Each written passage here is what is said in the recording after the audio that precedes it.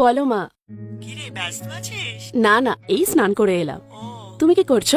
আমি আর কি করব মা, তোমার বাবাকে নিয়ে আর পারি না। ওষুধও তো ফুরিয়ে গেছে, কেউ আনার নেই। ও, ওই কোলেস্ট্রলের ওষুধটা? হ্যাঁ, আর এক বর্ণ আমার কথা শুনছে না। আরে না না, তুমি টেনশন করো না, আমি না হলে পরের দিন গিয়ে একটু বকে দেবো। এই আচ্ছা শোনো না, কালকের ওই এপিসোডটা দেখলে? আমি তো ভাবতে পারছি না এরকম ঘটলো। আরে ঘরে ঘরে সব একই ঘটনা, পাড়া দত্তবাবুর বাড়িতে রে, ওই একই গল্প। আচ্ছা আচ্ছা। আরে শোন না, এই মা, এক সেকেন্ড হোল্ড করো না, দরজায় কেউ এসছে আমার বোধহয়। সঙ্গে কথা বলতে গেলেই তোর যত কাজ পড়ে। মা, অলরেডি আমি দেরিতে উঠেছি, অফিস চলে গেছে বিনা ব্রেকফাস্ট করে। এবার আমি দরজাটা খুলি, রাখো। ঠিক আছে, যাও।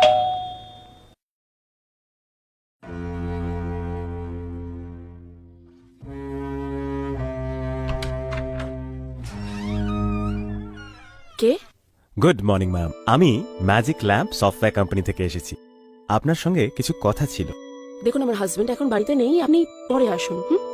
কিন্তু ম্যাম, আমি তো আপনার সাথে কথা বলতে এসেছি। প্লিজ দরজাটা একটু খুলুন।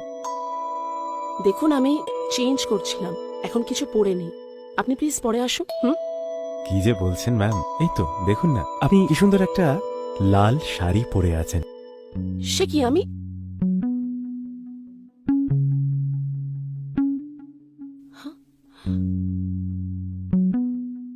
এই তো, নমস্কার ম্যাডাম, আমার নাম জিশা Niazi.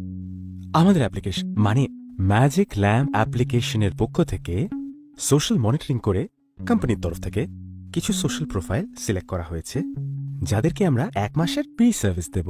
You can call it a kind of a publicity stunt, but good news is you have been selected.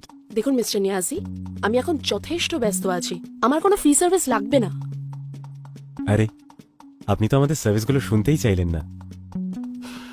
আপনাদের মনোকামনা এবং মনোবাসনা পূরণ করাই আমাদের একমাত্র ফ্রি সার্ভিস। যেমন ছোটবেলা থেকে আপনি গিটার বাজাতে চাইতেন, ম্যাডাম, আবার এই মুহূর্তে অফিস যাবার নাম করে আপনার হাজব্যান্ড একটা হোটেল রুমে কার সাথে। What?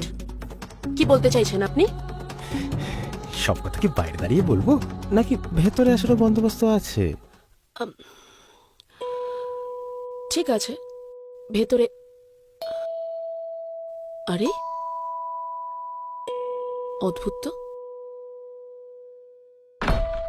ম্যাডাম, আসবেন না? আ- কি হলো ম্যাডাম, আসুন।